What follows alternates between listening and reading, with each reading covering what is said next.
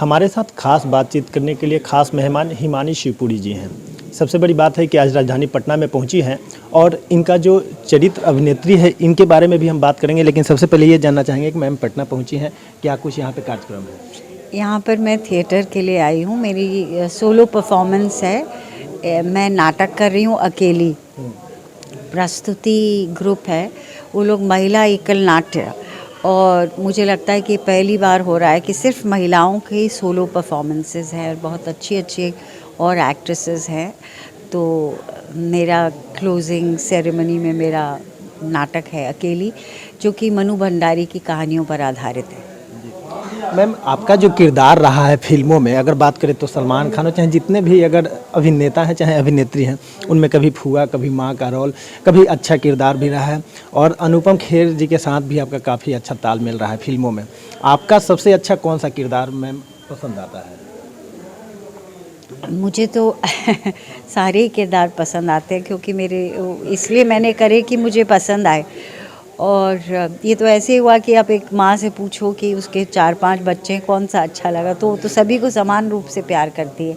हाँ, कुछ किरदार जैसे कि मेरी पहली जो सुपर डुपर हिट हुई थी हम आपके कौन, और उसके बाद DDLJ और कुछ कुछ होता है, और फिर हीरो नंबर 1 की बुआ, और बंधन में सलमान की माँ, और बीवी नंबर 1 में भी सलमान की माँ, तो ये किरदार पसंद आते हैं। हम देखे भी हैं, दिल जले भी एक है अजय देवगन का जी, उसमें भी आप जो अभिनेत्री हैं उनकी बुआ बनी हैं, वो भी काफ़ी अच्छा रोल रहा है उसमें। अनुपम खेर के साथ काफ़ी मस्ती भी हुआ। हाँ। तो ये एक्सपीरियंस कैसा रहा?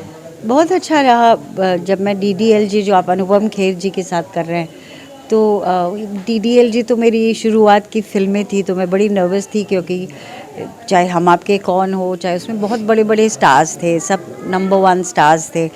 और DDLJ में भी अमरीश जी थे, शाहरुख खान तो खैर हम लोग काम कर चुके थे, तो क्योंकि शाहरुख जी भी दिल्ली से हैं, तो फरीदा जी और अचला सचदेव, काजोल, तो और अनुपम जी को मैं जानती थी क्योंकि वो मेरे सीनियर रह चुके हैं NSD में, और वो हमारे नाटक देखने आते थे जो हम करते थे, क्योंकि मैंने NSD से पास आउट होकर NSD रेपर्टरी में थी।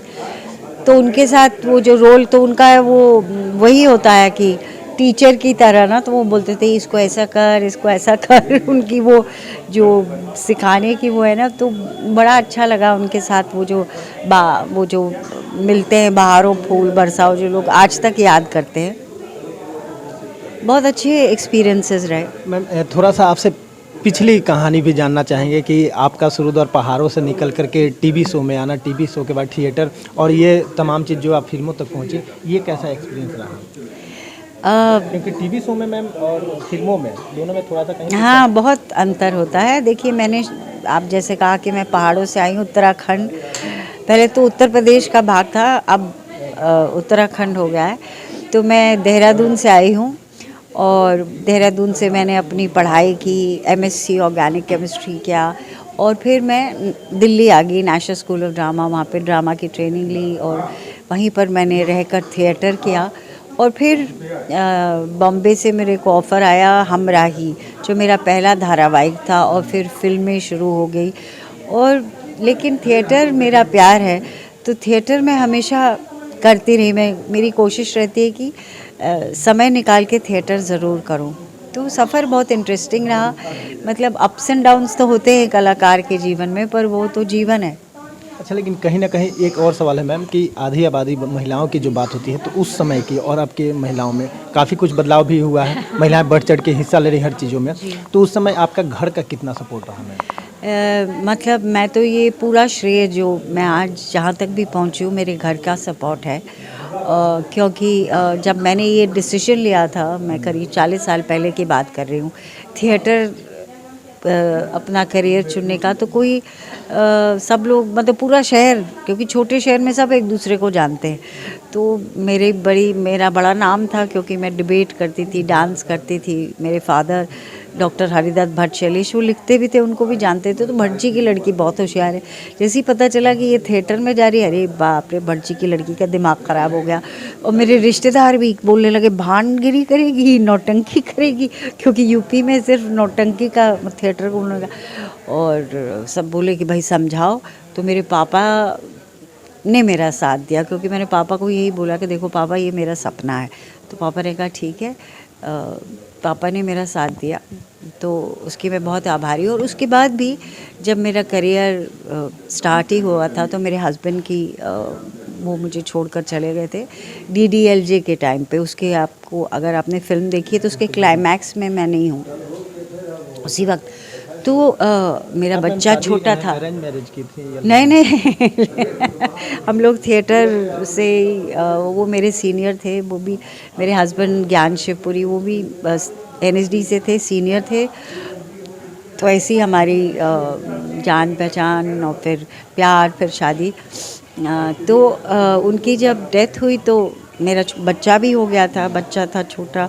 तो मेरे पेरेंट्स ने आकर काम करना तो एक मतलब मेरा पैशन भी था और एक नेसेसिटी भी थी, क्योंकि मुझे घर भी चलाना था, अपने बेटे को पाल कर बड़ा करना था।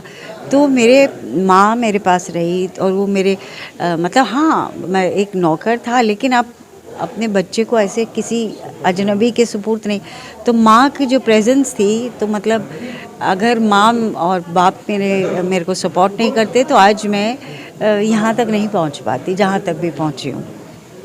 बस आखिरी सवाल है मैम कि आप महिला हैं, जो खास करके अभी की जो महिलाएं हैं, उन लोगों को क्या कुछ मैसेज देंगी? काहे कि बहुत सारी जो लड़की हैं जो टिकटॉक और अन्य चीज़ों पर आकर के सामने आ रही हैं, उन लोगों को क्या कुछ मैसेज देंगी, कैसे वो अपना करियर को सुधार सकती हैं? मुझे लगता है आजकल के बच्चे तो बहुत होशियार होते हैं हमारे टाइम पर तो इतने सारे सुविधाएं भी नहीं थी और इतने सारे मीडियम्स नहीं थे अपने आप को एक्सपोज करने के लिए। आज जैसे आपने कहा, आजकल तो टिकटॉक है और वो है, वो इंस्टा है, फेसबुक तो कम ही यूज़ करते, टिकटॉक है, इंस्टा, यूट्यूब है, तो आप वैसे ही फेमस हो जाते हैं। और आजकल तो पहले तो थिएटर था, थिएटर तो ऐसे ही मानते थे लोग, और आज भी ऐसा कुछ खास नहीं। और टीवी को बुरा कज़न मानते थे और फिल्में थी, लेकिन आजकल तो इतने सारे हैं, OTT प्लेटफॉर्म है बहुत सारे, और आजकल के बच्चे तो बहुत होशियार हैं। अच्छा, पटना आई हैं तो पटना का, बिहार का व्यंजन मतलब आपने हाँ चखा हाँ है? हाँ, ऑफ कोर्स। कल मैंने लंच पे वही मंगाया, लिट्टी चोखा, मुझे बहुत अच्छा लगता है।